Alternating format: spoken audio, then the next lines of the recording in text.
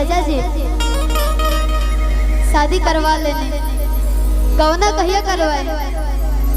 औरतिया कहतिया कैसे कि पिया का जबाल होगा बनवा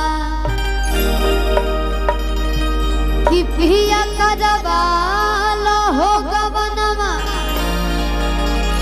ए राजा का जबाल होगा बनवा कि भावे नहीं बाबा के हो भवनवा कि पिया का जबाल होगा बनवा। औरतिया बड़ी दर्द में भी और कहतिया का कि पिया का जबाल होगा बनवा कि पिया का जबाल होगा बनवा कि पिया का जबाल होगा बनवा राजा का जबाल होगा बनवा ए राजा जी कि भावे नहीं बाबा के हो भवनवा कि भावे नहीं बाबा के हो भवनवा कि पिया का जबाल हो भवनवा।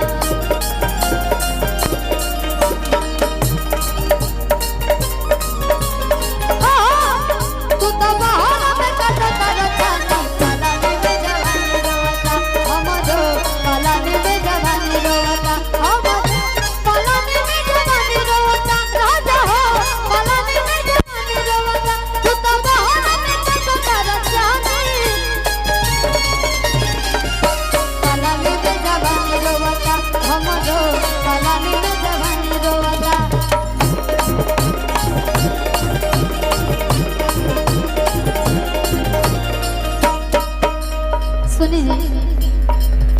तो होता चोली में गुद गुदी फेंकला हलुती हो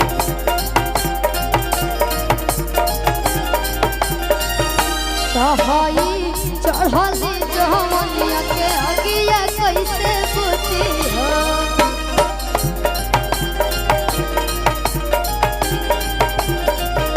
तो होता चोली में गुद गुदी फेंकला हो होई चढ़ली जवनिया के अगिया कैसे बुझी हो कि पिया का जबाल हो बनवा ए राजा का जबाल हो बनवा कि पिया का जबाल हो बनवा राजा का जबाल हो भावे नहीं बाबा के हो भवनवा का कही जे